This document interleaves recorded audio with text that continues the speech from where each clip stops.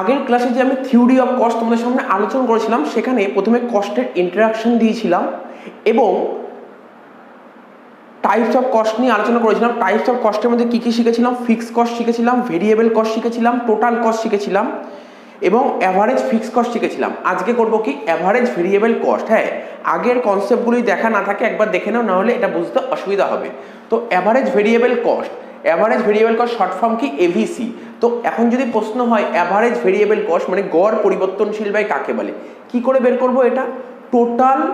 Total variable কস্টকে যদি আমরা আউটপুট দিয়ে ডিভাইড করে দিই, টোটাল ভেরিয়েবল কস্টকে যদি আমরা আউটপুট দিয়ে ডিভাইড করি, তাহলে আমরা যেটা পাই তাকেই বলে অ্যাভারেজ ভেরিয়েবল কস্ট।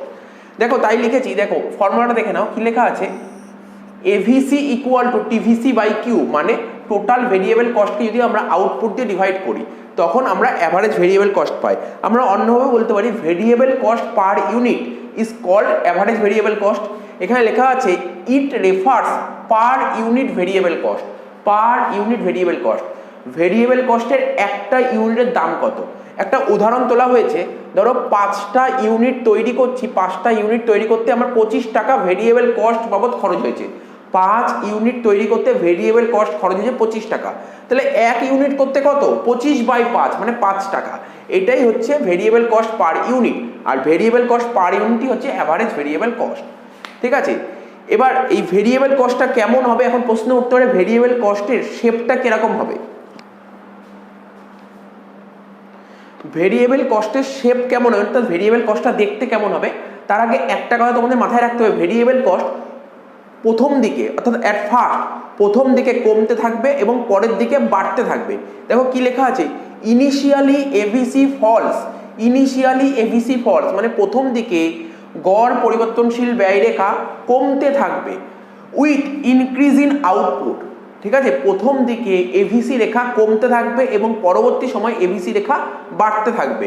তাই এখানে লিখেছি ইনিশিয়ালি মানে প্রথম দিকে এভিসি কার্ভ ফলস মানে কমতে থাকবে with increase in output, output যত বাড়তে থাকবে এভিসি কমতে থাকবে। But once output reach optimum level it started rising again, মানে একটা কথা মাথায় রাখবে, এভিসি রেখা প্রথম দিকে কমতে থাকবে এবং পরে বাড়তে থাকবে। সে প্রথম দিকে কমতে থাকবে মানে দেখো প্রথম দিকে কমতে থাকবে তারপর বাড়তে থাকবে, এরকম হবে। তার মানে অনেকটা ইউ আকৃতির মতো দেখতে হবে, আমি ডায়াগ্রাম করে দেখাচ্ছি। ঠিক আছে, এটা জাস্ট বললাম প্রথম দিকে কমতে থাকবে মানে নিচের দিকে নামবে তারপর আবার বাড়তে থাকবে। দেখো এটা শিডিউলটা দেখে নাও, শিডিউলটা ভালো করে দেখে নাও। প্রথমে লেখা আছে কিউ মানে আউটপুট, যখন আমি একটাও কিছু প্রোডাকশন করছিলাম না তখন আমার ভেরিয়েবল কস্ট কিছুই হবে না। আমি আগের ক্লাসেই বলেছিলাম যদি প্রোডাকশন করি ভেরিয়েবল কস্ট প্রোডাকশনের উপর ডিপেন্ড করে। প্রোডাকশন করলে ভেরিয়েবল কস্ট হবে, প্রোডাকশন না করলে ভেরিয়েবল কস্ট হবে না। তো প্রোডাকশন তো জিরো, তাহলে ভেরিয়েবল কস্ট কিছুই হবে না। ঠিক আছে, তাহলে এভিসি কিছুই হবে না এখানে। এবার যখন আমি একটা ইউনিট প্রডিউস করছি তখন আমার ভেরিয়েবল কস্ট কত খরচ হয়েছে? 50 টাকা। একটা ইউনিটে খরচ হয়েছে 50 টাকা, দুটো ইউনিটে খরচ হয়েছে 80 টাকা, তিনটে ইউনিটে খরচ হয়েছে 100 টাকা, চারটে ইউনিটে খরচ হয়েছে 200 টাকা, পাঁচটা ইউনিটে খরচ হয়েছে 370। খরচ মানে এখানে ভেরিয়েবল কস্টের কথা বলা হয়েছে। তার মানে তোমরা দেখতে পাচ্ছ ভেরিয়েবল কস্ট তো বাড়ছে। কি হচ্ছে? ভেরিয়েবল কস্ট দেখো বাড়ছে। কত বাড়ছে? এটা আগের ক্লাসে শিখেছিলাম 30, তারপর 20, তারপর 100, তারপর 170। তো ভেরিয়েবল কস্ট দেখো বাড়ছে, কিন্তু কি হারে বাড়ছে? কি হারে বাড়ছে? প্রথমে 50 বাড়লো, তারপর 30 বাড়লো, তারপর 20 বাড়লো। ঠিক আছে, মানে তোমার প্রথম দিকে তোমার বাড়লো, কি হারে বাড়লো? প্রথম দিকে তোমার ডিমিনিশিং রেটে বাড়ে, প্রথম দিকে ডিমিনিশিং রেটে বাড়ে এবং একটা স্টেজের পর অর্থাৎ প্রথম দিকে ডিমিনিশিং রেটে বাড়বে এবং তারপরের দিকে ইনক্রিজিং রেটে বাড়বে। দেখো প্রথমে 50 বাড়লো, তারপর 30 বাড়লো, তারপর 20 বাড়লো। ঠিক আছে, এই স্টেজের পর এটা একটা স্টেজ, এই স্টেজের পর আবার বাড়ছে, কিন্তু কি হারে বাড়ছে? ইনক্রিজিং রেটে। অর্থাৎ প্রথমে 50 বাড়লো, তারপর 30 বাড়লো, তারপর 20 বাড়লো, তারপর 100 বেড়েছে। মানে এই স্টেজ অবধি তোমার ডিমিনিশিং রেটে বাড়লো আর এই স্টেজটার পরে ইনক্রিজিং রেটে বাড়ছে। ঠিক আছে, তো এবার দেখো, এবার তোমাকে বুঝতে হবে এভিসি। এভিসি কি করে বের করতে হবে? লেখাই আছে টিভিসি কে কিউ দিয়ে ভাগ করব। ঠিক আছে, দেখো একটা ইউনিট তৈরি করতে 50 টাকা ভেরিয়েবল কস্ট খরচ হয়। ঠিক ঠিক আছে, একটা ইউনিট তৈরি করতে 50 টাকা ভেরিয়েবল কস্ট করে, তাহলে অ্যাভারেজ ভেরিয়েবল কস্ট কত হবে? 50ই হবে, কারণ 50কে 1 দিয়ে ভাগ করলাম। তারপর দুটো করতে 80 টাকা ভেরিয়েবল কস্ট খরচ হয়, তাহলে কত হবে? 80 ভাগ 2 মানে 40। তারপর 100কে 3 দিয়ে ভাগ করবো, হবে 33.33। তারপর 200কে 4 দিয়ে ভাগ করবো, হবে 50। তারপর 370কে 5 দিয়ে ভাগ করবো, 370কে 5 দিয়ে ভাগ করলে হবে তোমার 74। তাহলে কি বললাম? ভেরিয়েবল কস্টটা মাথায় রাখবে। ভেরিয়েবল কস্ট প্রথম দিকে তো বাড়তে থাকবে, কিন্তু কি হারে বাড়বে? ভেরিয়েবল কস্ট এখানে লিখে দিচ্ছি, ভেরিয়েবল কস্ট প্রথম দিকে তো বাড়বে, কিন্তু কি হারে বাড়বে? ডিক্রিজিং রেটে বাড়বে। এবং পরের দিকেও বাড়বে, কিন্তু কি হারে বাড়বে? ইনক্রিজিং রেটে বাড়বে। এটা হচ্ছে ভেরিয়েবল কস্ট। আর অ্যাভারেজ ভেরিয়েবল কস্ট কি? ভেরিয়েবল কস্টকে আউটপুট দিয়ে ডিভাইড করলে হয় অ্যাভারেজ ভেরিয়েবল কস্ট। আমরা তাই ভাগ করলাম। এবার ভাগ করে দেখো কি হচ্ছে? অ্যাভারেজ ভেরিয়েবল কস্ট 50, তারপর 40, তারপর 33। স্যার ভেরিয়েবল কস্ট তো কমছে, দেখো ভেরিয়েবল কস্ট কমছে, কিন্তু এইখানে ভেরিয়েবল কস্ট কমছে, ঠিক আছে, এখানে ভেরিয়েবল কস্ট কমছে, তারপর এখানে ভেরিয়েবল কস্ট বাড়ছে। এই স্টেজ অবধি ভেরিয়েবল কস্ট কমছে এবং এই স্টেজে এসে ভেরিয়েবল কস্ট বাড়ছে। তার মানে বুঝতে হবে, তোমাকে মাথায় রাখতে হবে, তোমাকে বলতে হবে ভেরিয়েবল কস্ট কি বললাম? ভেরিয়েবল কস্ট বাড়বে, ভেরিয়েবল কস্ট প্রথম স্টেজে বাড়বে কিন্তু ডিমিনিশিং রেটে বাড়বে। এবং সেকেন্ড স্টেজে কি বলছে? ভেরিয়েবল কস্ট বাড়বে, ইনক্রিজিং রেটে বাড়বে। অ্যাভারেজ ভেরিয়েবল কস্ট ফার্স্ট স্টেজে কমবে এবং পরবর্তী সময় মানে সেকেন্ড স্টেজে বাড়বে। তাহলে স্যার এটা ডায়াগ্রামটা কেমন হবে? দেখো ডায়াগ্রামটা আঁকছি। এইদিকে হয় আউটপুট আর এইদিকে হবে কস্ট, ঠিক আছে। অ্যাভারেজ ভেরিয়েবল কস্টটা আমাকে আঁকতে বলেছে। অ্যাভারেজ ভেরিয়েবল কস্ট স্যার প্রথম স্টেজে কমছে এবং তারপরে বাড়ছে, তাহলে কেমন করতে পারি? কমছে তারপরে বাড়ছে, এরকম, ঠিক আছে। প্রথম স্টেজে কমছে, দেখো প্রথম স্টেজে, এটা হচ্ছে ফার্স্ট স্টেজ, কমছে, প্রথম দিকে কমছে, এটা হচ্ছে তোমার ফার্স্ট স্টেজ বলতে পারো। ফার্স্ট স্টেজ প্রথম দিকে কমছে এবং পরে বাড়ছে, এটা সেকেন্ড স্টেজ। এটা হচ্ছে অ্যাভারেজ ভেরিয়েবল কস্ট। দেখে নাও এটা। এবার অনেক সময় পরীক্ষায় কোশ্চেন আসে অ্যাভারেজ ভেরিয়েবল কস্ট কিরকম দেখতে হয়। দেখে বুঝতেই পারছো এটা কিরকম দেখতে। অ্যাভারেজ ভেরিয়েবল কস্ট অনেকটা ইউ শেপ দেখতে, ইউ শেপ, ঠিক আছে। অ্যাভারেজ ভেরিয়েবল কস্ট দেখতে অনেকটা ইউ শেপের মতন। পরীক্ষায় শর্ট কোশ্চেন আসতে পারে অ্যাভারেজ ভেরিয়েবল কস্ট কেমন দেখতে, তোমরা অ্যান্সার লিখবে ইউ শেপ, ঠিক আছে, ইউ শেপ। এবার প্রশ্ন ওঠে যে sir average variable cost you shape হয়, এর পেছনে কারণটা কি? এর পেছনে কারণটা কি এটা আমি বোঝাচ্ছি, অ্যাভারেজ ভেরিয়েবল কস্ট কেন ইউ আকৃতির হয়। তো শর্ট কোশ্চেন যদি 1 নম্বরে দেয় অ্যাভারেজ ভেরিয়েবল কস্ট ইউ আকৃতির হয় কেন, তুমি লিখবে ল অফ ভেরিয়েবল প্রপোর্শন। তাহলে কোশ্চেন দিতে পারে why AVC is U shape। যদি পরীক্ষায় শর্ট কোশ্চেন দেয় অ্যাভারেজ ভেরিয়েবল কস্ট কেন এই আকৃতির হয়, তুমি এক কথায় যদি অ্যান্সার লিখতে চাও তখন লিখবে law of variable proportion, law of variable proportion. তাহলে কি বললাম? যদি কখনো পরীক্ষায় শর্ট কোশ্চেন দেয় অ্যাভারেজ ভেরিয়েবল কস্ট তো ইউ আকৃতির হয়, কিন্তু কেন হয় 1 নাম্বার যদি দেয় তখন তুমি লিখবে ল অফ ভেরিয়েবল প্রপোর্শন। যে এটা যদি বড় কোশ্চেন দেয়, ঠিক আছে, কস্ট চ্যাপ্টার যারা এইচএসএ পড়ছে তাদের 2 নাম্বার আছে, তাহলে একটু বড় লিখতে হতে পারে, কি লিখবে সেটা আমি লিখে দিচ্ছি, ঠিক আছে তো। আর যারা বিকমে পড়ছো তাদের তো এমসিকিউই দেবে। এমসিকিউ যদি দেয় তাহলে এভিসি, তখন তোমাকে বলতে পারি এভিসি ইউ আকৃতি হয়, তার পেছনে কারণটা কি, 4টে অপশন দিয়ে দেবে, তখন দেখবে নিশ্চয়ই কোনো না কোনো পয়েন্টে লেখা থাকবে ল অফ ভেরিয়েবল প্রপোর্শন, সেটাই টিক মারতে হবে, ঠিক আছে। আর আমি একটু ব্যাখ্যা করে দিচ্ছি কেন এভিসি কার্ভ ইউ আকৃতির হয়।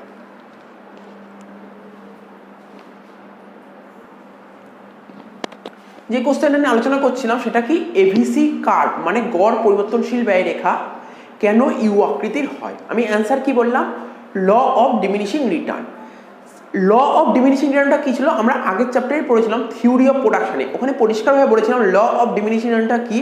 বলেছিলাম প্রোডাকশনের অন্যান্য সমস্ত বিষয় স্থির রেখে, প্রোডাকশনের যে ফ্যাক্টর কি কি শিখেছিলাম, জমি, শ্রম, মূলধন এবং সংকরণ বা উদ্যোক্তা। তো উৎপাদনের সমস্ত উপাদান অপরিবর্তিত রেখে কোনো একটি উপাদানের নিয়োগ ক্রমাগত যদি বাড়াতে থাকে, তাহলে সেই উপাদান থেকে কি হবে, মোট উৎপাদন প্রথম দিকে তোমার বাড়তে থাকবে, মোট উৎপাদন প্রথম দিকে বাড়তে থাকবে, তারপর একটা স্টেজে ইকুয়াল হবে এবং তারপরে মোট উৎপাদনটা কমতে থাকবে। এটাই তো বলেছিলাম, মোট উৎপাদন প্রথম দিকে বাড়তে থাকবে, তারপরে একটা স্টেজে স্থির হবে মানে ইকুয়াল হবে, তারপর কমতে থাকবে। তো আমরা এটাই পড়েছিলাম আগের চ্যাপ্টারে। তো এখানে সেই রুলটাই কাজ হবে। কি করে? এই যে এই শিডিউলটা দেখলেই তোমরা বুঝতে পারবে, ঠিক আছে? তো ধরো এখানে ধরো আমি আরেকটা লিখে দিই, ল্যান্ড, ঠিক আছে, 1 1 1 1। তো ল্যান্ড ধরো ফিক্সড আছে। কি বলেছিলাম? কোনো একটি উপাদানের একটি নিয়ম, কি বললাম, অন্যান্য সকল বিষয় অপরিহিত থাকবে এবং একটি উপাদানকে ক্রমাগত বাড়াতে থাকবো। সেই একটা উপাদানকে ধরেছি লেবার। ল্যান্ড তো ফিক্সড ফ্যাক্টর, এই ল্যান্ড হচ্ছে ফিক্সড ফ্যাক্টর আর লেবার হচ্ছে ভেরিয়েবল ফ্যাক্টর। আমরা কি বললাম? ল অফ ভেরিয়েবল প্রপোর্শন কি হয়েছিল? উৎপাদনের অন্যান্য সমস্ত বিষয় অপরিহিত থেকে কোনো একটি উপাদানের নিয়োগ ক্রমাগত বাড়াতে থাকলে, কোনো একটি উপাদানের নিয়োগ ক্রমাগত বাড়াতে থাকলে কি হবে?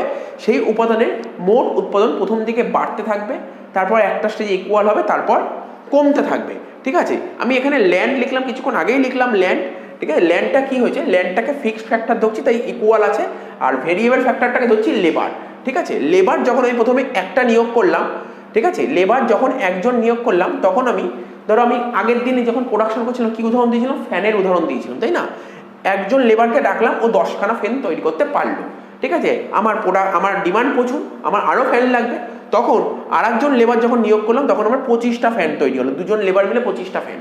তাহলে কি হলো দেখো, প্রথমে প্রোডাকশন 10 ছিল, এখন 25 হলো, বাড়ছে তো, বাড়ছে। তারপর যখন 3জন লেবার আসলো তখন 50টা ফ্যান তৈরি হলো, তার মানে 10 ছিল 25 হলো, তারপর 25 ছিল 50 হলো। তাহলে কত বাড়লো? এখানে 15 বাড়লো, এখানে দেখিয়ে দিচ্ছি বোঝার সুবিধার জন্য, এখানে 15 বাড়লো আর এখানে 25 বাড়লো। বাড়লো তো অবশ্যই, টোটাল প্রোডাকশন প্রথম দিকে বাড়ছে, কিন্তু কি হারে বাড়ছে? কি হারে বাড়ছে তুমি যদি দেখো, টোটাল প্রোডাকশন যে বাড়ছে, কি হারে বাড়ছে স্যার? ক্রমবর্ধমান মানে ইনক্রিজিং রেটে বাড়ছে, প্রথম দিকে ইনক্রিজিং রেটে বাড়ছে প্রথম দিকে, তার মানে বলতে পারো এটা ইনক্রিজিং রেটে বাড়ছে টোটাল প্রোডাকশন, ঠিক আছে? তারপরে এই স্টেজ অবধি, অর্থাৎ এই স্টেজ অবধি বাড়লো, তারপরে একটা দাগ দিয়ে দিয়েছি, অর্থাৎ এই স্টেজটাকে মানে প্রথম স্টেজ। তারপরে কি হয়? তারপরে ইকুয়াল হয়, যেই শিডিউলটা তুলেছি এখানে ইকুয়াল হয়নি, কোনো না কোনো শিডিউলে ইকুয়াল হতে পারে, ঠিক আছে? তো তারপরে কমতে থাকবে, ঠিক আছে? কমতে থাকবে, কমতে থাকবে কি? দেখো টোটাল প্রোডাকশন প্রথম দিকে বাড়লো, তারপর একটা স্টেজের পর কমতে থাকবে। তো দেখো 55 হলো, বাড়ছে, কিন্তু কি হারে বাড়ছে? কি হারে বাড়ছে? ডিক্রিজিং রেটে বাড়ছে, ডিক্রিজিং রেটে বাড়ছে। তো সুতরাং এই জিনিসটা মাথায় রাখতে হবে, ল অফ ভেরিয়েবল প্রপোর্শন মাথায় রাখতে হবে। ল অফ ভেরিয়েবল প্রপোর্শন বলেছিল যে উৎপাদন অন্যান্য সমস্ত বিষয় স্থির রেখে কোনো একটি উপাদানের নিয়োগ ক্রমাগত বাড়াতে থাকলে সেই উৎপাদন থেকে মানে মোট উৎপাদন প্রথম দিকে বাড়তে থাকবে, ঠিক আছে? তারপর একটা স্টেজে ইকুয়াল হবে, ঠিক আছে? তারপর মোট উৎপাদনটা কমতে থাকবে। অরিজিনাল যে রুলটা বললাম সেটা অরিজিনাল রুল, আমি যে এখানে এক্সাম্পলটা তুলেছি, যে শিডিউলটা তুলেছি, সেটা এখানে করা নেই। সেখানে আমাদের কথা বারবার বলছি, যে কথাটা বারবার বলছি, মোট উৎপাদন প্রথম দিকে বাড়বে, কি হারে বাড়বে? ইনক্রিজিং রেটে বাড়বে। তারপর একটা স্টেজ এমন আসবে যেখানে ইকুয়াল হবে এবং তারপরে মোট উৎপাদন কমতে থাকবে, ঠিক আছে?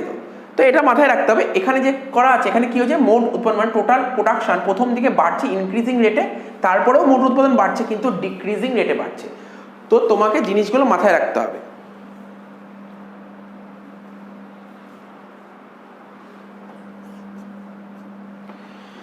তো দেখো এখানটায় বোঝা গেল তাহলে টোটাল প্রোডাকশন। এবার আমি ধরছি লেবার, তো যাকে দিয়ে আমি ফ্যানগুলো তৈরি করাচ্ছি তাকে মনে করছি একজন লেবারকে আমি 100 টাকা দেবো, একজন লেবারকে 100 টাকা দেবো। আর লেবার তো ভেরিয়েবল কস্ট, তাই তো?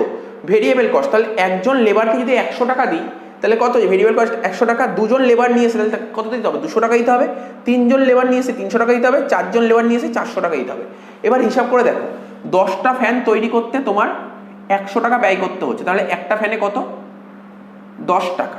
অর্থাৎ আমি কি করলাম? অ্যাভারেজ ভেরিয়েবল কস্ট, 10টা ফ্যানের জন্য ভেরিয়েবল কস্ট খরচ হচ্ছে 100 টাকা, তাহলে একটা ফ্যানে 10 টাকা। 25টা ফ্যানে ভেরিয়েবল কস্ট খরচ হচ্ছে 200 টাকা, তাহলে একটা ফ্যানে 8 টাকা। 50টা ফ্যানে ভেরিয়েবল কস্ট 300 টাকা, তাহলে একটা ফ্যানে 6 টাকা। 55 400 টাকা, তাহলে একটায় 7 টাকা 30 পয়সা। তার মানে কি হচ্ছে average variable cost? Sir average variable cost কমছে, এই স্টেজ অবধি কমছে, তারপরে অ্যাভারেজ ভেরিয়েবল কস্ট বাড়ছে। তার মানে আমরা কি বলতে পারি? আমরা কি বলতে পারি? যখন টোটাল প্রোডাকশন ইনক্রিজিং রেটে বাড়ছে, যখন প্রোডাকশন মানে প্রথম স্টেজে অ্যাভারেজ ভেরিয়েবল কস্ট কি হয়েছে? প্রথম স্টেজে অ্যাভারেজ ভেরিয়েবল কস্ট কমছে, কখন অ্যাভারেজ ভেরিয়েবল কস্ট কমছে? যখন প্রোডাকশনটা ইনক্রিজিং রেটে বাড়ছে। প্রোডাকশন যখন ইনক্রিজিং রেটে বাড়ছে তখন অ্যাভারেজ ভেরিয়েবল কস্ট কমছে। আর প্রোডাকশন যখন ডিক্রিজিং রেটে বাড়ছে, ঠিক আছে, তো সেকেন্ড স্টেজ ডিক্রিজিং রেটে বাড়ছে তখন অ্যাভারেজ ভেরিয়েবল কস্টটা কি হচ্ছে? তখন বাড়ছে। তো মাথায় রাখতে হবে। তো দেখো এখানে তাই লেখা আছে অ্যাভারেজ ভেরিয়েবল কস্ট কেন ইউ আকৃতির হয়, বলছে ইনিশিয়ালি মানে প্রথম দিকে due to proper utilisation of fixed factor and specialisation. আমি আগের ক্লাসেই বলেছিলাম যখন প্রোডাকশন করছিলাম, আমি বলেছিলাম সেখানে পরিষ্কারভাবে বলেছিলাম টোটাল প্রোডাকশন এই যে initially due to proper utilisation of fixed factor and specialisation, ঠিক আছে। তো তাহলে প্রথম কারণটা কি? এই যে আমাদের যে নিয়মটা ছিল ল অফ ডিমিনিশিং রিটার্ন, ঠিক আছে, বা ল অফ ভেরিয়েবল প্রপোর্শন, যে নিয়মটা ছিল প্রথম দিকে তো ইনক্রিজিং রেটে বাড়ছিল, তার কারণটা কি? প্রথম দিকে বাড়ার কারণটা কি? প্রথম দিকে বেড়ে যাওয়ার কারণ হচ্ছে proper utilisation of fixed factor and specialisation, এটা কারণ। তারপর লেখা আছে টিপি ইনক্রিজেস উইথ ইনক্রিজিং রেট। টিপি বাড়ছে, কি রেটে বাড়ছে? ইনক্রিজিং রেটে বাড়ছে। আর যখন টিপি ইনক্রিজিং রেটে বাড়ছে তখন অ্যাভারেজ ভেরিয়েবল কস্ট মানে পার ইউনিট ভেরিয়েবল কস্ট তখন ফল করছে। আচ্ছা, এটা হচ্ছে প্রথম স্টেজ গেল। সেকেন্ড স্টেজ কি বলছে? সেকেন্ড স্টেজ বলছে after a point due to over utilisation of fixed factor. Fixed ফ্যাক্টরের ওভার ইউটিলাইজ হয়ে গেছে। যখনই ফিক্সড ফ্যাক্টরের ওভার ইউটিলাইজ হয়ে যাবে তখন টিপি বাড়ছে, কিন্তু কি রেটে বাড়ছে? ডিক্রিজিং রেটে বাড়ছে। তখন টিপিটা ডিক্রিজিং রেটে বাড়ছে, ঠিক আছে, মানে পার ইউনিট ভেরিয়েবল কস্ট মানে অ্যাভারেজ ভেরিয়েবল কস্ট তখন ইনক্রিজ করছে। তার মানে কিছুই না, আমাকে যদি কোশ্চেন জানতে চায় এভিসি কার্ভ কেন ইউ আকৃতির হয়, তুমি বলবে, তোমরা কি বলবে? কিছুক্ষণ আগেই বললাম ল অফ ভেরিয়েবল প্রপোর্শন। এক কথায় answer law of variable proportion. এবার এটাকে যদি তোমার ব্যাখ্যা করতে বলে তখন তুমি কি বলবে? তখন তুমি এই দুটো পয়েন্ট বলবে। দুটো পয়েন্ট কি বলবে? টোটাল প্রোডাকশন প্রথম দিকে ইনক্রিজিং রেটে বাড়ছে, আর যেহেতু টোটাল প্রোডাকশন ইনক্রিজিং রেটে বাড়ছে তখন অ্যাভারেজ ভেরিয়েবল কস্ট তোমার কমছে। তারপরে সেকেন্ড স্টেজ অর্থাৎ লাস্ট স্টেজে টোটাল প্রোডাকশন যখন তোমার ডিক্রিজিং রেটে বাড়ছে তখন অ্যাভারেজ ভেরিয়েবল কস্ট তোমার কি হচ্ছে? অ্যাভারেজ ভেরিয়েবল কস্ট তখন বাড়ছে। কমন জিনিস এই প্রথমটাকে, এই পার্টটাকে বলে ইনক্রিজিং রিটার্ন, ইনক্রিজিং, আর এই পার্টটাকে বলে ডিক্রিজিং। দেখো ইনক্রিজিং রিটার্ন ইনক্রিজ করা মানে তো প্রফিট, আর প্রফিট যখন ইনক্রিজ করছে তোমার কস্ট তো কমবেই। আর এই পার্টটাকে বলে ডিক্রিজিং রিটার্ন মানে রিটার্ন কম মানে প্রফিট কম। যখন প্রফিট কম তখন কি হবে? কস্ট বেশি হবে। তো এই কারণের জন্যই তো হয়েছে। তাহলে আশা করি বুঝতে পেরেছি। যদি কোনো ডাউট থাকে অবশ্যই বলবে অ্যাভারেজ ভেরিয়েবল কস্ট কেন ইউ আকৃতির হয়, এই জায়গাটা মাথায় রাখবে। তার মানে এই অ্যাভারেজ ভেরিয়েবল কস্ট ইউ আকৃতির হয় কেন, এটা ভালো করে বোঝার জন্য তোমাকে প্রোডাকশনটা ভালো করে জানতে হবে। প্রোডাকশন যদি একটু ক্লিয়ার থাকে তাহলে এটা বুঝতে পারবে। আচ্ছা, এবার কোশ্চেন দেয় falling portion of AVC indicates which stage of law of variable proportion. মানে ল অফ ভেরিয়েবল প্রপোর্শনের কোন স্টেজে, ল অফ ভেরিয়েবল প্রপোর্শনের কোন স্টেজে এভিসিটা ফল করে? Sir first stage. দেখো না, বলছে ল অফ ভেরিয়েবল প্রপোর্শন, এটা পুরো ল অফ ভেরিয়েবল প্রপোর্শনই বোঝালাম, তাই না? বলছে ল অফ ভেরিয়েবল প্রপোর্শনের কোন স্টেজে এভিসি ফল করছে, এভিসি ফল করছে। দেখো এভিসি এই স্টেজটাই ফল করছে, এটা তো ফার্স্ট স্টেজ, তাহলে অ্যান্সার হবে ফার্স্ট স্টেজ। তাহলে অ্যান্সারটা লিখবে কি? First stage. লিখে নাও, অ্যান্সারটা লেখো ফার্স্ট স্টেজ মানে increasing return to factor. First stage মানে ইনক্রিজিং রিটার্ন টু ফ্যাক্টর। লেখো অ্যান্সার, লেখো ফার্স্ট স্টেজ মানে increasing return to factor, increasing return to factor, ঠিক আছে তো? তারপর বলেছে which stage of law of variable proportion is indicate by rising portion of AVC. তো ল অফ ভেরিয়েবল প্রপোর্শনের কোন স্টেজে এবিসিটা রাইজ করে? সেকেন্ড স্টেজ মানে decreasing return to factor. Second stage, লেখো সেকেন্ড স্টেজ মানে ডিক্রিজিং রিটার্ন টু ফ্যাক্টর।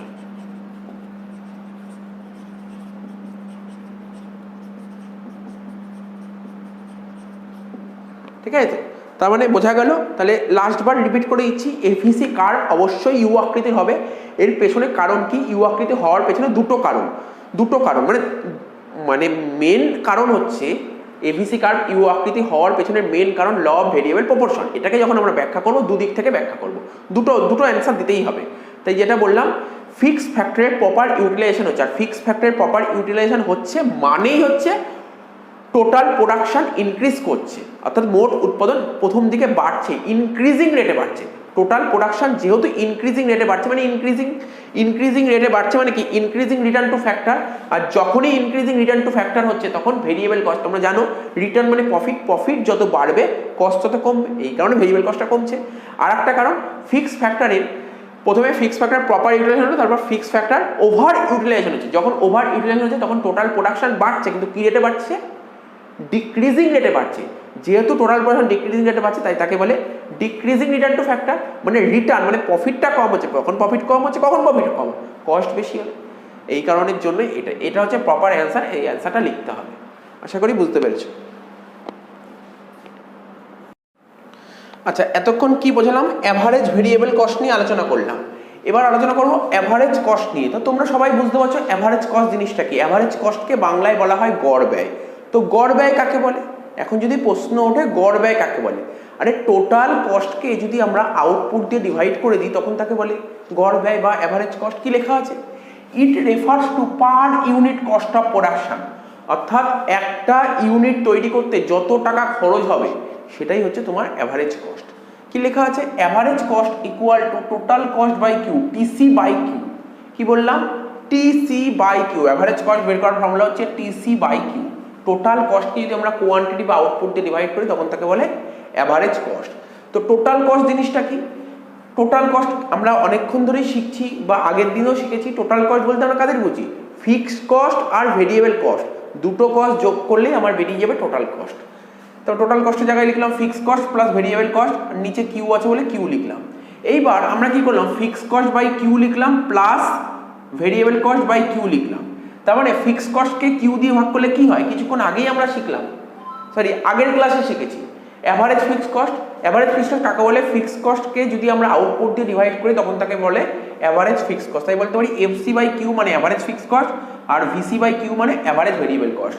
তার মানে আমরা তো এটাও বলতে পারি টোটাল কস্টকে আউটপুট দিয়ে ভাগ করলে যেমন অ্যাভারেজ কস্ট হয়, তেমনি আমরা অন্যভাবে বলতে পারি অ্যাভারেজ ফিক্সড কস্ট আর অ্যাভারেজ ভেরিয়েবল কস্ট যোগ করলে অ্যাভারেজ কস্ট পাওয়া যায়। হ্যাঁ স্যার, একই জিনিস, সুতরাং মাথায় রাখবে। এইবার এটা একটা শিডিউল আকার দেখাচ্ছি, শিডিউল দেখাচ্ছি। যখন আউটপুট 0 ছিল, আমি বারবার একটা কথাই বলে দিচ্ছি, ফিক্সড কস্ট জিনিসটা কি, আমি প্রোডাকশন করি বা প্রোডাকশন না করি এটা কোনো ম্যাটার করে না। প্রোডাকশন করি বা না করি আমাকে ফিক্সড কস্ট বিয়ার করতেই হবে। হ্যাঁ, প্রোডাকশন যদি না করি তাহলে ভেরিয়েবল কস্ট দিতে হবে না। এখানে কি লিখেছি? যখন প্রোডাকশন 0 তখন আমার ফিক্সড কস্ট ছিল 100 টাকা, ঠিক আছে। ভেরিয়েবল কস্ট 0, কেন? আমি বারবার বলেছি যদি কোনো প্রোডাকশন না করি তাহলে ভেরিয়েবল কস্ট কখনোই বিয়ার করতে হবে না।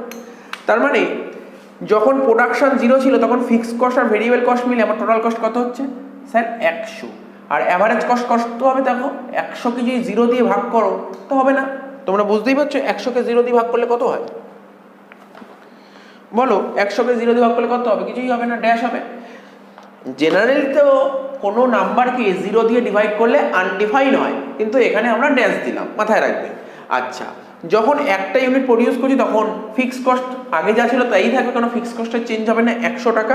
আর ভেরিয়েবল কস্ট 50 টাকা বলেছে, তো দুটো মিলে কত হচ্ছে? 150, ঠিক আছে। এবার বলছে একটা ইউনিট তৈরি করতে টোটাল খরচ হয় 150 টাকা, ঠিক আছে। একটা তৈরি করতে খরচ হয় 150, তাহলে অ্যাভারেজ কস্ট 150ই হবে। কি করে বের করলাম ভাবো? টিসি বাই কিউ, 150কে 1 দিয়ে ভাগ করলে 150ই হয়। তারপরে দুটো ইউনিট তৈরি করতে ফিক্সড কস্ট 100, ভেরিয়েবল কস্ট 80, দুটো মিলে কত হচ্ছে? 180 টাকা টোটাল কস্ট, ঠিক আছে। তাহলে অ্যাভারেজ কস্ট কত হবে? দুটো করতে যদি 180 হয় তাহলে একটা করতে কত? 90 টাকা। তারপর তিনটে ইউনিট তৈরি করতে ফিক্সড কস্ট লাগে 100 টাকা আর ভেরিয়েবল কস্ট লাগে 100 টাকা, তাহলে টোটাল কত? 200 টাকা। একই রকম ভাবে বলো, তিনটে করতে 200 টাকা টোটাল খরচ হয়, তাহলে একটা করতে কত? 200/3 মানে 66.67। তারপর চারটে ইউনিট যখন প্রোডাকশন করছি ফিক্সড কস্ট 100 আর ভেরিয়েবল কস্ট 200, 100 আর 200 যোগ করে 300 টাকা। তার মানে অ্যাভারেজ কস্ট কত হবে? 300কে 4 দিয়ে ভাগ করলে হচ্ছে 75।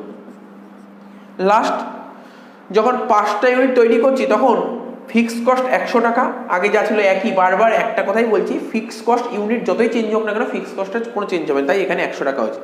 ভেরিয়েবল কস্ট 370 টাকা, ভেরিয়েবল কস্ট কত হয়েছে? 370 টাকা, দুটো মিলে কত হচ্ছে? 470। এটাকে যখন আমরা 5 দিয়ে ভাগ করব কত হচ্ছে দেখো, 470কে 5 দিয়ে ভাগ করলে হচ্ছে তোমার 94। তাহলে ফিক্সড কস্ট সেমই আছে, আর ভেরিয়েবল কস্ট তো আমরা আগের ক্লাসেই বুঝিয়েছি। ভেরিয়েবল কস্টের ডায়াগ্রামটা কেমন হবে তোমরা দেখতে পাচ্ছ, 50, 80। দেখো কি হচ্ছে, ভেরিয়েবল কস্ট মানে আস্তে আস্তে বাড়ছে, ঠিক আছে, দেখেছো তো, ভেরিয়েবল কস্ট 50 ছিল, 80 হলো, 100, 200, 370। ভেরিয়েবল কস্ট আস্তে আস্তে বাড়ছে। হ্যাঁ, এখন যদি তোমরা জিজ্ঞেস করো স্যার কী হারে বাড়ছে, তোমরা দেখো, ভাবার চেষ্টা করো, 30, ঠিক আছে, 20, 100, আর এটা 170। তোমরা নিজেরাই বলো কী হারে বাড়ছে। স্যার প্রথম দিকে এই লেভেল অবধি, দেখো এই যে এই লেভেল অবধি,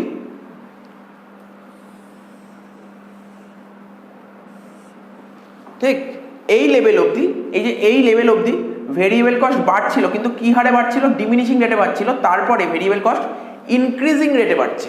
আচ্ছা, এবার যদি আমরা অ্যাভারেজ কস্টের কথায় আসি, অ্যাভারেজ কস্টে প্রশ্ন হয়, ভেরিয়েবল কস্ট তো কিছুক্ষণ আমরা আগের ক্লাসেও বুঝিয়েছি, তো এটা নিয়ে কোনো ডাউট নেই, এটা আগের ক্লাসে বুঝিয়েছি, জাস্ট এমনি বললাম। ভেরিয়েবল কস্টটা প্রথম দিকে বাড়ছে কি হারে, ডিমিনিশিং রেটে, এবং পরবর্তী দিকে ভেরিয়েবল কস্ট বাড়ছে ইনক্রিজিং রেটে। মেইন যে টপিক আমার আজকে আলোচনা, এসি।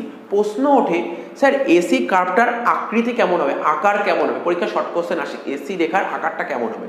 দেখো এসি কত ছিল, প্রথমে দেখো যখন একটা ইউনিট প্রোডাকশন করছিলাম তখন আমার অ্যাভারেজ কস্ট ছিল 150 টাকা, দুটো ইউনিটে 90 টাকা। তার মানে গড় ব্যয় কতটা কমলো, কত টাকা কমলো, অ্যাভারেজ কস্ট 60 কমলো, ঠিক আছে। তারপর 90 ছিল, 66.67 হয়েছে।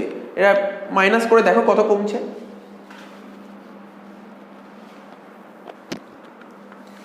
90 মাইনাস 66.67, এটা হচ্ছে 23.33।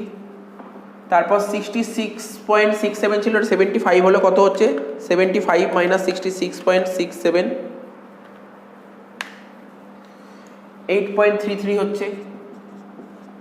তারপর 75 ছিল, 94 হলো, 90। তাহলে দেখো ব্যাপারটা বুঝতে হবে আমাদের, এই যে অ্যাভারেজ কস্টটা, ঠিক আছে, অ্যাভারেজ কস্ট কি ছিল, প্রথমে 150, তারপর 90, তারপর 66। অ্যাভারেজ কস্ট প্রথম স্টেজে কমছে, অ্যাভারেজ কস্ট প্রথম দিকে কমছে, অ্যাভারেজ কস্ট প্রথম দিকে কমছে, তারপরে অ্যাভারেজ কস্টটা কি হচ্ছে, তারপরে অ্যাভারেজ কস্টটা বাড়ছে। তার মানে তোমরা নিজেরাই বুঝতে পারছো অ্যাভারেজ কস্টের আকৃতি কেমন হবে, প্রথম দিকে কমছে তারপর বাড়ছে, অর্থাৎ প্রথম দিকে ডিমিনিশ করছে পরে ইনক্রিজ করছে, ঠিক আছে। তো এখানে দেখিয়ে দিলাম অ্যাভারেজ কস্টটা কি হারে কমছে, ঠিক আছে। তো প্রথমে 60 কমলো, তারপর 23 হলো, 23 কমলো, তারপর 8 কমলো, মানে ডিক্রিজিং রেটে কমছে। তো এখন প্রশ্ন ওঠে অ্যাভারেজ কস্টের আকৃতি কেমন হবে, এক্স ও ওয়াই, ঠিক আছে। এটা হচ্ছে একটা লেখচিত্র, এইদিকে আউটপুট, আর এখানে হচ্ছে কস্ট। তাহলে কি বললাম, অ্যাভারেজ কস্টে দেখো, অ্যাভারেজ কস্ট প্রথম দিকে প্রথম স্টেজে কি হচ্ছে, কমছে। তার মানে প্রথম স্টেজে কমছে মানে এরকম কমলো, ঠিক আছে। তো তারপরে বাড়ছে, তারপরে বাড়ছে, ঠিক আছে। তাহলে কি বুঝতে পারলে, আবার বলছি অ্যাভারেজ কস্টের আকার কেমন, তোমরা নিজের দেখে বলো অ্যাভারেজ কস্টটা দেখতে কেমন লাগছে। স্যার অ্যাভারেজ কস্টটা দেখতে অনেকটা ইউ আকৃতির মতন লাগছে। তার মানে বলতে পারো কোশ্চেন যদি আসে অ্যাভারেজ কস্টের শেপ কেমন, তোমরা বলতে পারবে AC shape, you shape, you shape. পরীক্ষা যদি কখনো শর্ট কোশ্চেন আসে অ্যাভারেজ কস্টের আকার কেমন, তোমরা বলবে ইউ আকৃতির হয়, অ্যাভারেজ কস্ট ইউ আকৃতির হয়। কারণটা কি, একদম নিজের চোখেই দেখো, অ্যাভারেজ কস্ট প্রথম স্টেজে কমছে, প্রথম স্টেজে কমছে, তাই কমছে, নিচের দিকে নামলো, ঠিক আছে। তারপর অ্যাভারেজ কস্ট বাড়ছে, 66 ছিল, 75 হলো, তারপর 94, বাড়ছে, উপর দিকে চলে যাবে। অ্যাভারেজ কস্ট দেখতে কেমন হলো, অনেকটা ইউ আকৃতির মতন। আশা করি বোঝা গেল, ঠিক আছে। এবার তোমাদের মানে প্রশ্ন ওঠে, আচ্ছা স্যার আগেরটাই যেমন বোঝালেন এভিসি মানে গড় পরিবর্তনশীল ব্যয় রেখা ইউ আকৃতির হয়, কেন, কারণটা বোঝালেন, তাহলে এটাও বোঝান এসি কার্ভ কেন ইউ আকৃতির হয়, বোঝাবো এবং এটাও করবো যে একটা কার্ভের মধ্যে কি করে এসি, তারপর এসি, এএফসি আর এভিসি আঁকা যায়, সেটা আমি একটা কার্ভেই দেখাবো, ঠিক আছে। তো তার আগে একটু সামারিতে আসি। কেমন সামারি, ফিক্স কস্টের আকার কেমন হবে, ভেরিয়েবল কস্ট কেমন হবে। চলো একটা শর্ট সামারি বলে দিচ্ছি, এটা একটু লিখে নাও, কখনো যদি এমসিকিউ আসে তো তোমরা ওর অ্যান্সারগুলো ঠিকঠাক দিতে পারবে। লেখো টিএফসি কেমন হবে, টিএফসি হয় কারণ আমরা তো টিএফসি শিখেছি, কি দেখেছিলাম স্যার, টিএফসি রেখা হয়েছিল প্যারালাল টু এক্স অ্যাক্সিস। তাহলে লেখো টিএফসি কেমন হয়, প্যারালাল টু এক্স অ্যাক্সিস।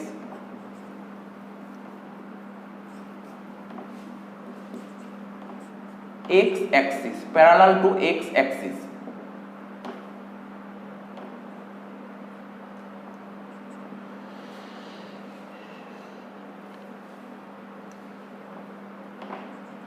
তারপর যে টিভিসি, টিভিসি কার্ভ কেমন হয়েছিল?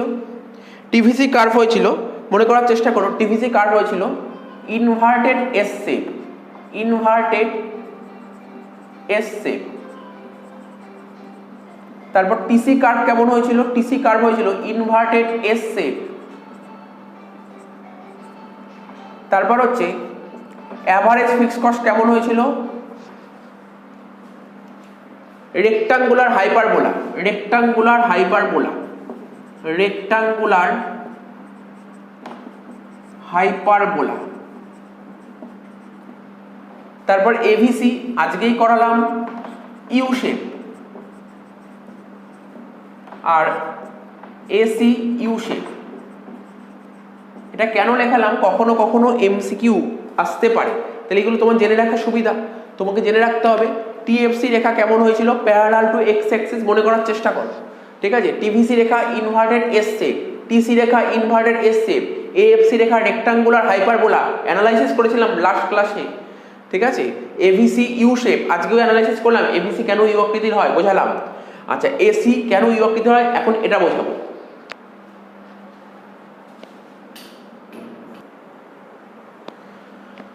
আচ্ছা দেখো, যেটা বলছিলাম এসি কার্ভ অর্থাৎ গড় ব্যয় রেখা কেন ইউ আকৃতির হয়, এটা আমি বোঝানোর চেষ্টা করছি। দেখো কি বলেছে, এটা বোঝাতে গেলে দুটো পয়েন্ট বলবো, ঠিক আছে। প্রথম পয়েন্টে যেটা কিছুক্ষণ, যেটা তোমরা সবাই জানো, এসি বের করার নিয়মটা কি, এএফসির সঙ্গে এভিসি যোগ করলে এসি পাই, এটা আমি কিছুক্ষণ আগেই বললাম।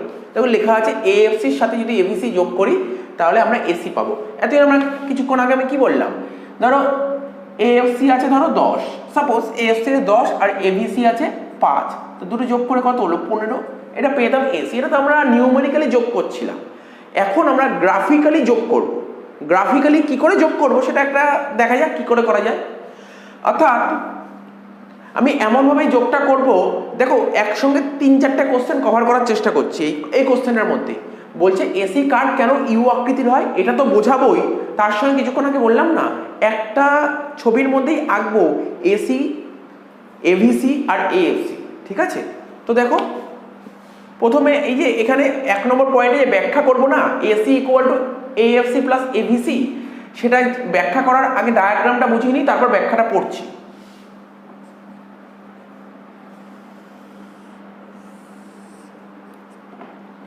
ঠিক আছে, এক্স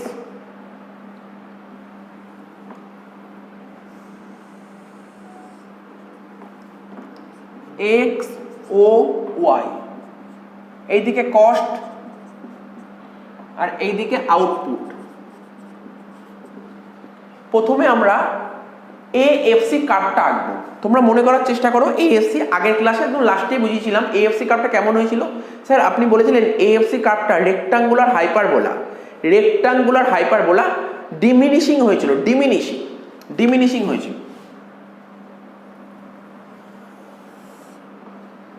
ঠিক আছে। এটা ছিল এএফসি। আচ্ছা, কিছুক্ষণ আগেই এটা বোঝালাম এভিসি, এভিসিটা কি হয়েছিল মনে করার চেষ্টা করো, তোমরা মনে করার চেষ্টা করো এভিসিটা কি হয়েছিল। এভিসি হচ্ছে প্রথমে নিচের দিকে নামবে, ঠিক আছে, অর্থাৎ প্রথম দিকে কমবে এবং পরে বাড়বে, প্রথমে কমবে এবং পরে বাড়বে।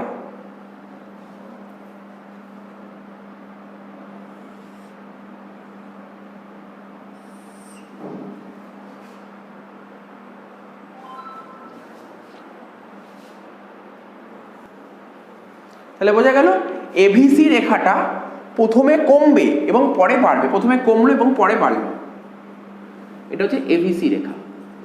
এবার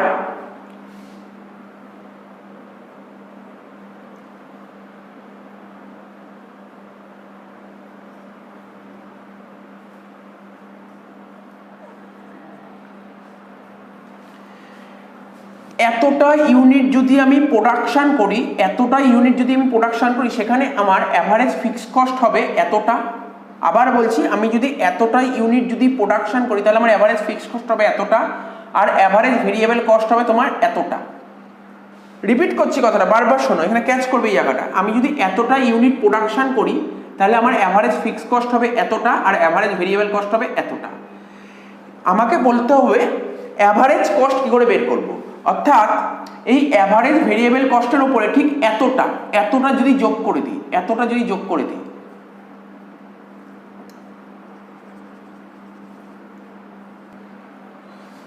বোঝা যাচ্ছে এটা কি বললাম? যদি এত ইউনিট যদি আমি প্রোডাকশন করি তাহলে আমার অ্যাভারেজ ফিক্সড কস্ট হবে এতটা, আর অ্যাভারেজ ভেরিয়েবল কস্ট হবে এতটা।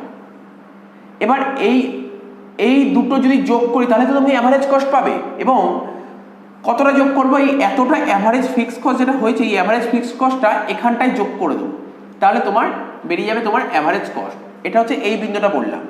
এবার যদি আমরা এতটা ইউনিট যদি আমরা প্রোডাকশন করি, এতটা ইউনিট যদি আমরা প্রোডাকশন করি তাহলে তোমার অ্যাভারেজ ফিক্সড কস্ট হবে এতটা, আবার অ্যাভারেজ ভেরিয়েবল কস্ট হবে এতটা। বুঝতে পারছো? আমি যদি এতটা ইউনিট প্রোডাকশন করি তাহলে অ্যাভারেজ ফিক্সড কস্ট হবে এতটা, আবার অ্যাভারেজ ভেরিয়েবল কস্ট হবে এতটা। তাহলে অ্যাভারেজ কস্ট কী করে বের করবো? অর্থাৎ এখান থেকে ঠিক এতটা যোগ করবো, এতটা যে আছে এতটা মাপ নিয়ে যোগ করবো,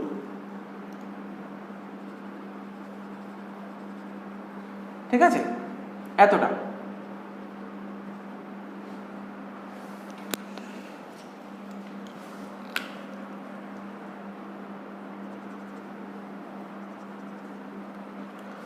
আচ্ছা, এবার যদি আমি এইটুকুর কথা বলি,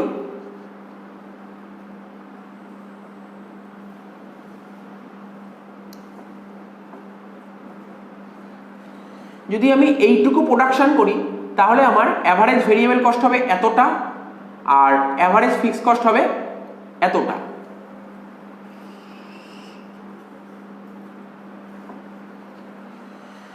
ঠিক আছে, তাহলে কতটা যোগ করব? ঠিক এতটা, এই এতটা যোগ করব অ্যাভারেজ ফিক্সড কস্টের সঙ্গে, এতটা হচ্ছে।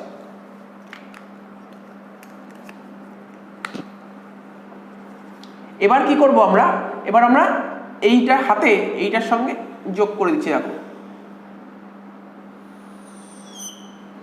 বুঝতে পারলে তো? এটা হয়ে যাচ্ছে তোমার অ্যাভারেজ কস্ট।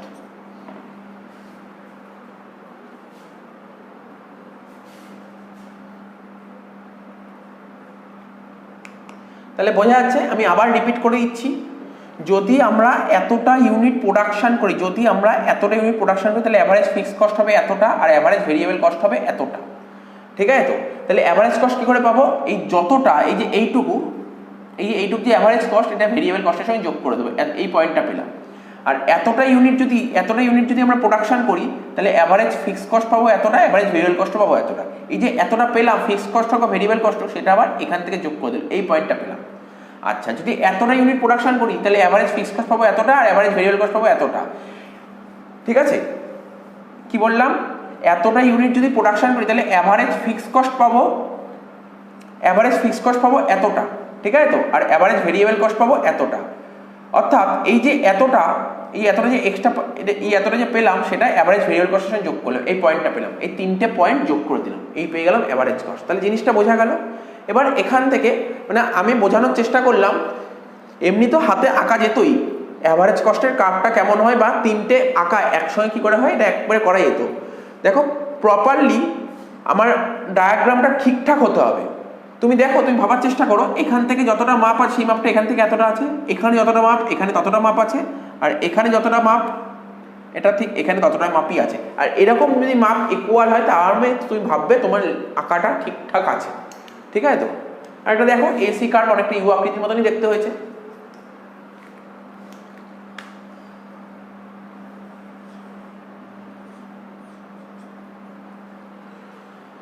কি লেখা আছে তাই বলেছে, 1 নম্বর লেখা আছে AC is some of AVC and AFC. ঠিকই আছে, আমি প্রমাণ করেই দিলাম। এই কার্ভটা কি করে বের করলাম? এই এএফসি আর এভিসি যোগ করেই বের করলাম। অর্থাৎ এই এএফসি কার্ভ আর এভিসি কার্ভ, দুটো কার্ভ যোগ করে আমি এই এসিটা পেলাম। এখানে লিখেছি প্রথমে, diagrammatically AC is vertical sum of AVC and AFC. ঠিক আছে, ডায়াগ্রাম করেই তো আমি এটা আঁকলাম। কি করলাম, এসি, এসিটা কি করলাম ভার্টিক্যালি যোগ করি, দেখো হরাইজন্টালি যোগ করিনি, ভার্টিক্যালি যোগ করেছি, ভার্টিক্যালি এএফসি আর এবিসি যোগ করে আমরা এসি পেয়েছি। বি কি বলেছে, difference between AC and ABC. তোমরা দেখার চেষ্টা করো এখানে এসি কার্ভ কোনটা, এই যে এটা হচ্ছে এসি কার্ভ আর এটা হচ্ছে তোমার এবিসি কার্ভ। এই দুটো কার্ভের যে ডিফারেন্স কেন বোঝার চেষ্টা করো।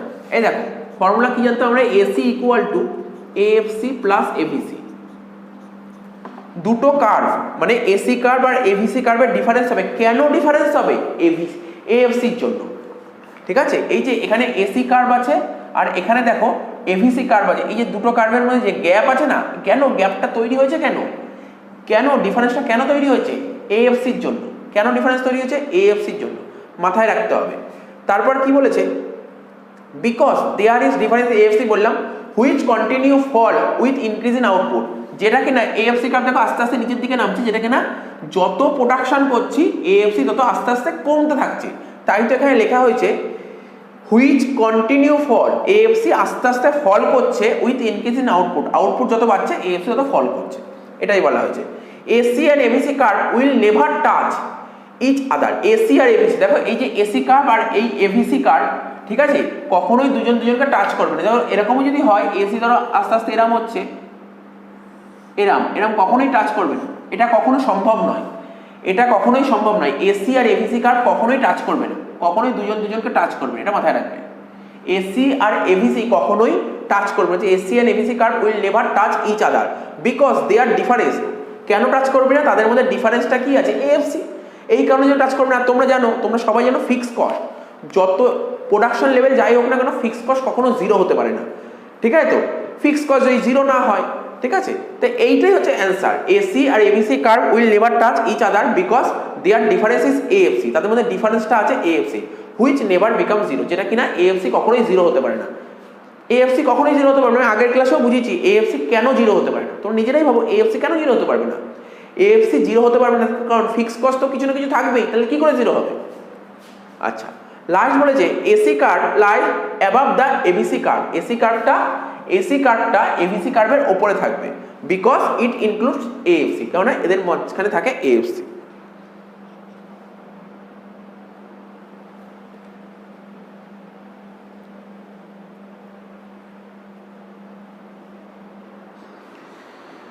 তার মানে এসি কার্ভ কেন ইউ আকৃতির হয়, ঠিক আছে। প্রথম পয়েন্ট বললাম AC equal to AFC plus AVC, AC equal to AFC plus AVC. এই চারটে পয়েন্ট লিখতে হয়। প্রথম পয়েন্ট আবার বলছি, এসি কার্ভটা ভার্টিক্যালি সাম অফ এবিসি আর এএফসি, কারণ ভার্টিক্যালি আমরা যোগ করেছি, 1 নম্বর। 2 নম্বর, এই এসি কার্ভ আর এবিসি কার্ভের মধ্যে যে গ্যাপটা হয়েছে, দেখো প্রথমে দেখো এই দুটোর মধ্যে যা গ্যাপ ছিল আস্তে আস্তে দেখো গ্যাপটা ছোট হচ্ছে, কারণটা কি, এএফসি, আর এএফসি আস্তে আস্তে ডিক্রিজ হচ্ছে অর্থাৎ ডিমিনিশ হচ্ছে, ঠিক আছে। তো মাথায় রাখতে হবে। আর এসি আর এবিসিটা কার্ভটা কখনোই দুজনকে টাচ করবে না, তার কারণটাও এএফসি, কারণ এএফসি কখনো জিরো হতে পারে না। আর এসি কার্ভটা কি হবে, এভিসির ওপরে থাকবে। কি বললাম, এসি কার্ভটা এভিসির ওপরে থাকবে। এখানে কি লিখেছে, AC curve above AFC curve, AC curve lie above AVC curve, ঠিক আছে। তো এসি কার্ভটা এবিসি কার্ভের ওপরে থাকবে। তো জিনিসগুলো মাথায় রাখতে হবে। এরপরে আরেকটা দিক দিয়ে ব্যাখ্যা করছি।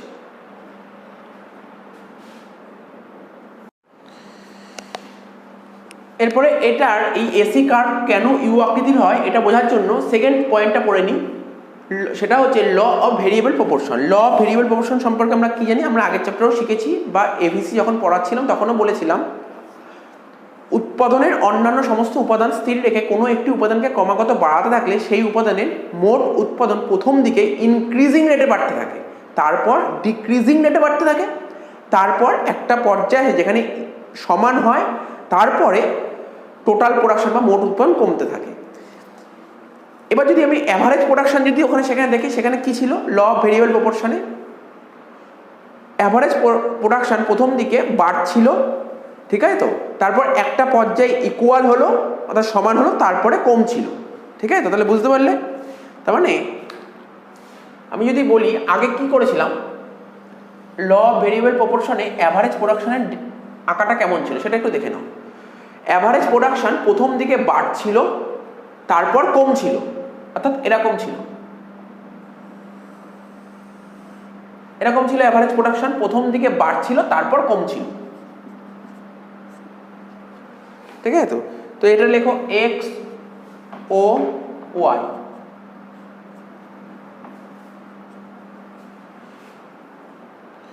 এখানে লিখবো unit of variable, unit of variable. আচ্ছা, এবার আমরা অ্যাভারেজ কস্টটা দেখি। তোমরা মনে করো কিছুক্ষণ আগেই পড়লাম অ্যাভারেজ কস্ট। অ্যাভারেজ কস্টটা কি হচ্ছিল? অ্যাভারেজ কস্টটা প্রথম দিকে প্রথম অবস্থায় ডিক্রিজ করছে, তারপরে একটা পর্যায় পর ইনক্রিজ করছে।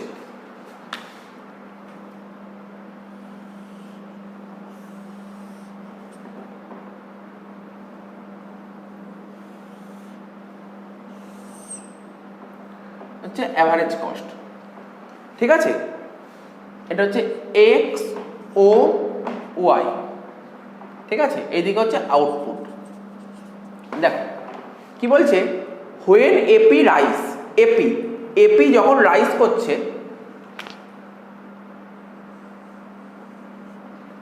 এপি যখন রাইস করছে, দেখো এপি যখন রাইস করছে তখন এসি ফল করছে। এই যে এপি যখন রাইস করছে, দেখতে পাচ্ছ তো, এপি যখন রাইস করছে এসি তখন ফল করছে। তাহলে প্রথম পয়েন্টটা বোঝা গেল, এপি যখন রাইস করছে এসি তখন ফল করছে। তাহলে এপি কতটা রাইস করছে?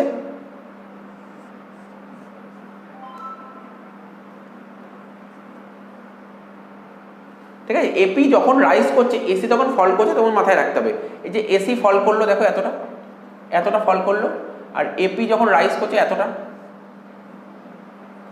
ঠিক আছে, 2 নম্বর, AP becomes maximum. AP maximum কোথায় হয়েছে? এখানে হচ্ছে এপি ম্যাক্সিমাম হয়েছে। এপি যেখানে ম্যাক্সিমাম হয়েছে এসি সেখানে মিনিমাম হয়েছে। আর বলছে এপি যখন ফল করছে, এপি যখন ফল করছে এসি তখন রাইস করছে। তার মানে 3টে পয়েন্ট, এখানে 3টে পয়েন্ট তোমার মাথার মধ্যে ঢুকিয়ে ফেলতে হবে। 3টে পয়েন্ট স্যার কি কি মাথার মধ্যে রাখতে হবে? এপি যখন বাড়ছে, এপি যখন বাড়ছে এসি তখন কমছে। আচ্ছা, এপি যখন সর্বোচ্চ, অর্থাৎ এপি যখন ম্যাক্সিমাম, ঠিক আছে, এসি তখন মিনিমাম। এপি যখন ম্যাক্সিমাম এসি তখন মিনিমাম। আর এপি যখন ফল করছে এসি তখন রাইজ করছে। এটা মাথার মধ্যে রাখতে হবে। তার মানে দেখো দুটো সেকেন্ড পয়েন্টটা হচ্ছে ল অফ ভেরিয়েবল মোশন। এটা বেশি ইজি লাগবে তোমাদের কাছে। তোমরা এপি করেছো, আগের চ্যাপ্টারে এপি করেছো। এপি কি ছিল? এপি হচ্ছিল প্রথম দিকে বাড়ছিল তারপর কমছিল। দেখো প্রথম দিকে বাড়ছিল তারপর কমছিল। আর এসি কিছুক্ষণ আগেই আমরা বললাম এসি প্রথম দিকে কমবে পরে বাড়বে। তার মানে আমরা কি বলতে পারি? এপি যখন বাড়ছে, এপি যখন বাড়ছে এসি তখন কমছে। এপি যখন ম্যাক্সিমাম এসি তখন মিনিমাম। আর এপি যখন কমছে মানে এপি যখন ডিক্রিজ করছে এসি তখন উঠছে মানে ইনক্রিজ করছে। তো এখানে তাই লেখা আছে। আশা করি বুঝতে পেরেছো ব্যাপারটা। এটা মাথার মধ্যে ঢুকিয়ে রাখলেই হয়ে যাবে। এবার তোমার মনে কোশ্চেন হতেই পারে, কোশ্চেন আসতেই পারে, স্যার এপি যখন বাড়ছে এসি কেন ফল হচ্ছে? কিছুক্ষণ আগেই বললাম, যখন অ্যাভারেজ ভেরিয়েবল কস্ট পড়লাম তখন সেখানেই বলেছিলাম এপি যখন বাড়ছে, ঠিক আছে, এপি যখন বাড়বে জেনারেল ব্যাপার, এসি তখন কমবে। কেননা কি করলো, ফিক্স ফ্যাক্টরের প্রপার ইউটিলাইজেশন হচ্ছে, বলেছিলাম না, ওইটাই, ওই নোটটাই লিখতে হবে। তো বোঝা গেল? তাহলে আশা করি বোঝা গেল এসি কার্ভ কেন এই আকৃতির হয়। পুরো মাথার মধ্যে ঢুকি না। যদি কোনো বুঝতে অসুবিধা হয় তাহলে নিশ্চয়ই আমাকে বলবে, আমি আবার বুঝিয়ে দেবো। কিছুই নেই, কথাগুলো মন দিয়ে শুনলে বোঝা যাবে।